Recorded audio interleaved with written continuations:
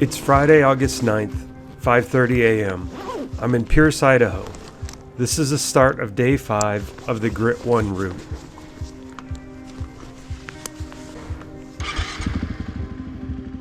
Day 5 is a day with the largest number of single-track trail options, and there are many legendary trails up in this area that I've wanted to ride for a very long time. My planned route is to take the forest roads up to the Ridaho GRIT station, then pick up the Ridaho Creek Trail north to Cook Mountain.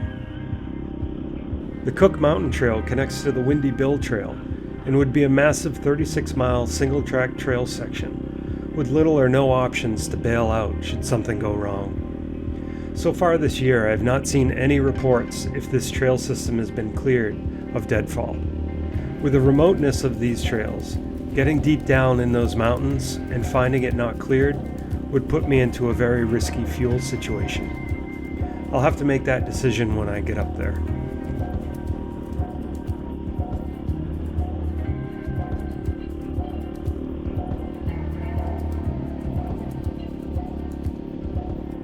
Today's ride will essentially take me across Idaho, from the west side, northeast, through the vast Clearwater mountain range. Then I'll climb up into the Bitterroot Mountains, which are a 500-mile north-south land divide between Idaho and Montana. From here, I'll ride the infamous State Line Trail for about 10 miles, then drop down into the valley and head for the small village of Avery for the night.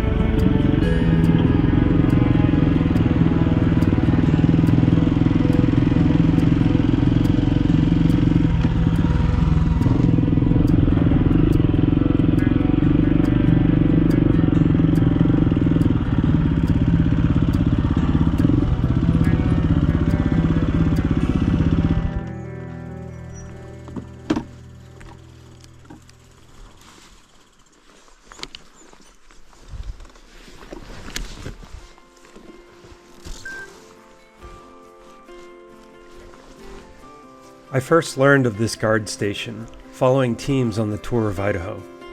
This place has been a point of refuge for so many tired souls, limping in with broken and failing components after battling 1,500 miles of the Idaho wilderness. It's in an extremely isolated location, but yet for those riders, it was a desperate connection to the outside world. It was built in the 1930s by the Conservation Corps and is only used by occasional Forest Service crews working in the area. This place is special in many ways to me, not just for its connection to an event I've invested so much of my own personal time trying to accomplish, but for its history and the glory days of the Forest Service out here. We don't really have these connections to the past back east, so this is like going back in time to a place of folklore. I appreciate the volunteers that keep these memories alive for people like me to experience. Taking the time to enjoy places like this along the way is accomplishing my primary goal and making this whole trip worthwhile.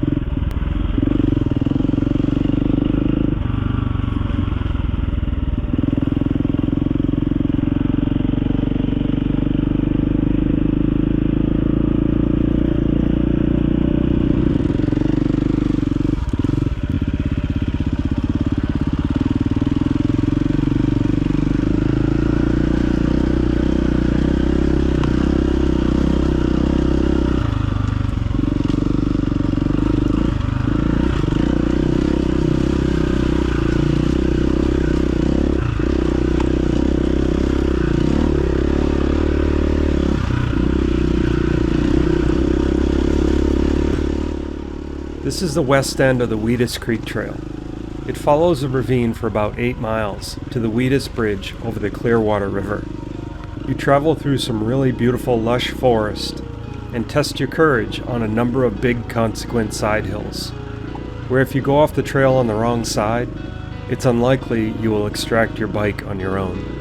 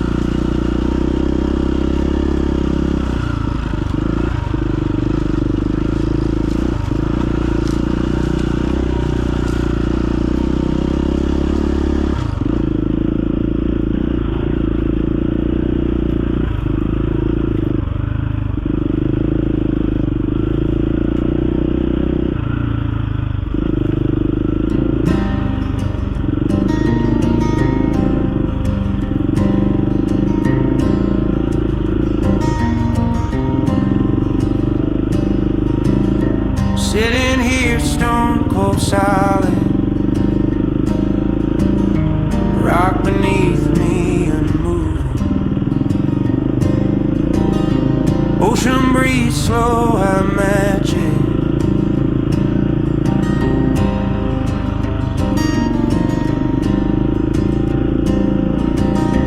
Counting 4 in, 4 out.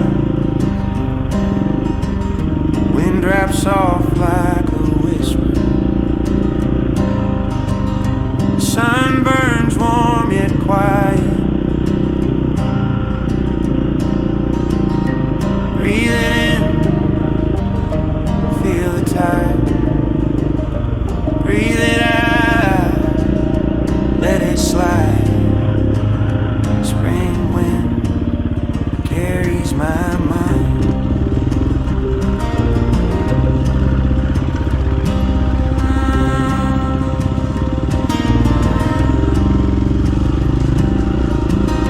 Salt air fills my lungs full.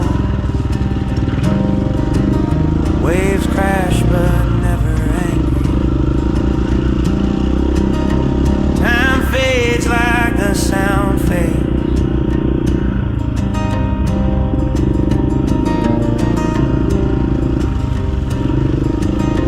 4 seconds to the rhythm. Inhale steady, exhale steady. Sky and sea stretch forever. Breathe it in, feel the tide. Breathe it out, let it slide. Spring wind carries my mind.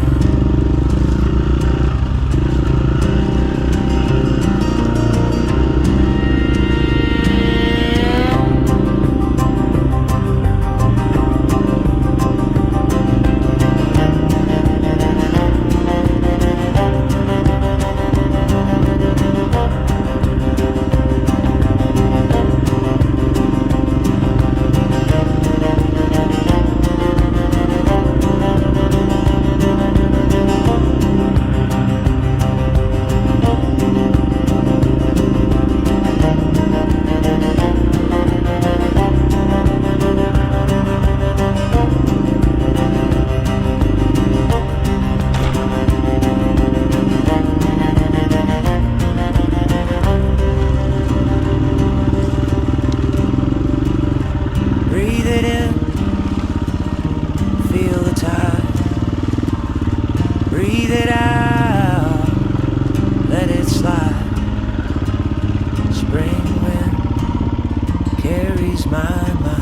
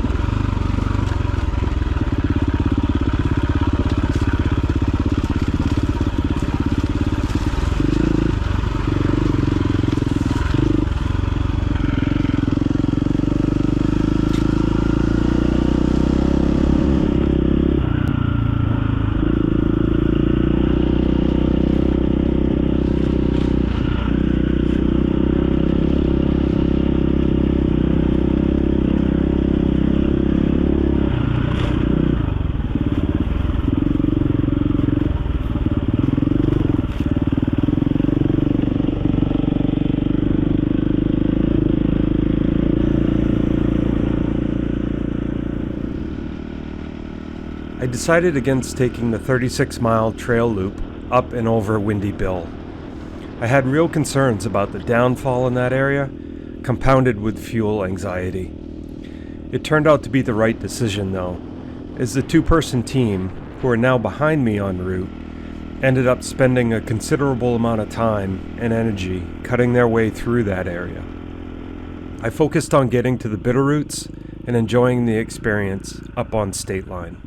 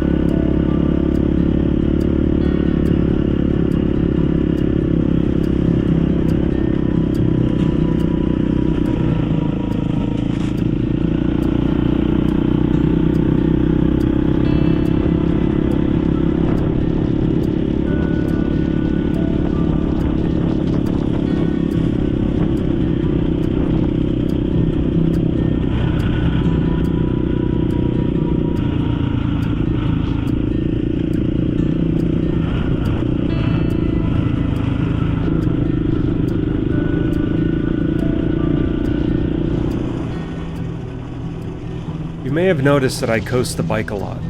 This is generally for 3 reasons. Mostly it's for the silence. The exhaust is pretty loud, even with earplugs. The drone of the engine after 12-hour days starts to get to you. Second is for fuel conservation. On one section, I rolled 6 miles without the engine on, down off of a ridge. The third is on tight switchbacks. It's just limiting the risk of whiskey throttling the bike down off the side of the mountain.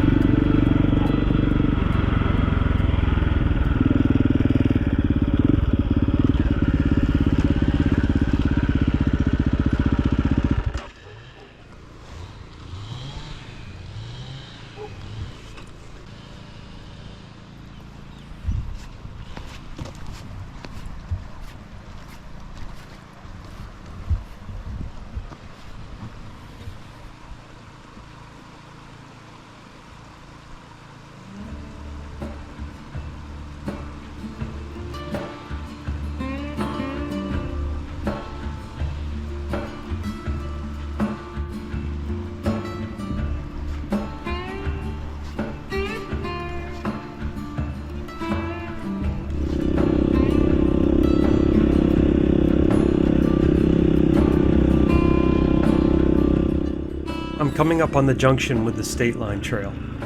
This trail rides the ridge of the Bitterroot Mountains and the border of Idaho and Montana. If you go off the trail on the left, you're in Idaho. But if you go off on the right, when you finally land, you'll be in Montana. This trail offers endless mountain vistas to enjoy along the way. Today I'll ride a 10-mile section. I'll see more of it on day 6.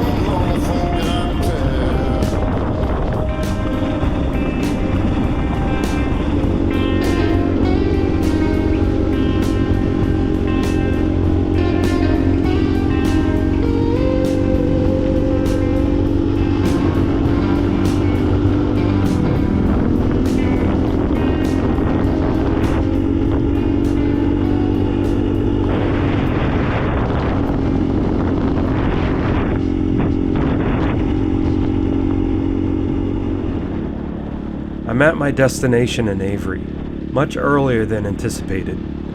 I judged my fuel mileage correct and ended up with 3/4 of a gallon left in the tank. Windy Bill would have been a trade-off with the State Line Trail. I never would have completed both with the fuel I was carrying. But I'm glad I was able to ride the State Line Ridge. It was completely worth it. I took advantage of the free time by getting a good meal and relaxing for the final 2-day push up to Canada. In hindsight, I should have ditched my non-essential gear and tackled the Nelson Ridge Trail, getting that out of the way in daylight. But you'll see how that turns out on day 6.